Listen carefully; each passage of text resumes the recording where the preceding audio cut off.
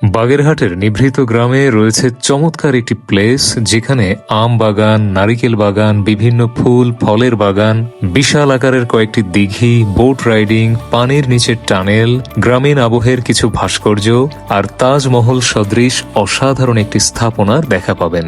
সব মিলিয়ে 30 একরের নান্দনিক একটি প্লেস, যেখানে ঢুকলে চারিদিকে সবুজ সৌন্দর্যের রাজ্যে আপনি হারিয়ে যাবেন।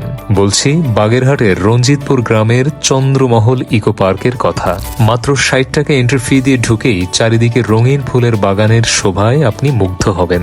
বিভিন্ন স্থানে পশু পাখির কিছু ভাস্কর্য চোখে পড়বে।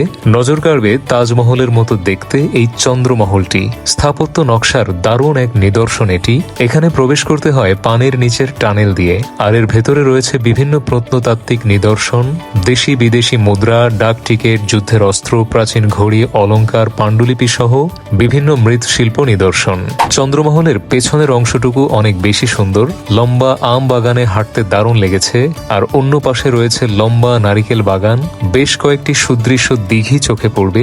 দিঘির উপর রয়েছে সুদৃশ্য বেশ কিছু সিটিং অ্যারেঞ্জমেন্ট, যেখানে বসে চমৎকার সময় কাটানো যায়।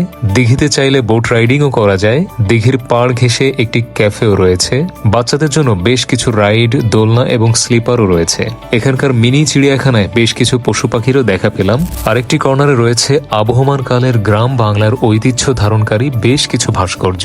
বিশাল আয়তনের এই ইকো পার্কটির প্রতিটি কোণায় ছড়িয়ে ছিটিয়ে রয়েছে নান্দনিক সৌন্দর্য, সবুজের সমারোহ, যেগুলো দেখলে চোখ জুড়িয়ে যাবে, মন ভরে উঠবে প্রশান্তিতে। খুলনা, ঢাকা সহ বাংলাদেশের যে কোনো প্রান্ত থেকে ডে ট্যুরে ঘুরে আসতে পারেন বাগেরহাটের চন্দ্রমহল ইকো পার্ক থেকে। আপনারা কে কে অলরেডি এখানে ভিজিট করেছেন বা করার প্ল্যান করছেন, কমেন্টে জানাতে ভুলবেন না।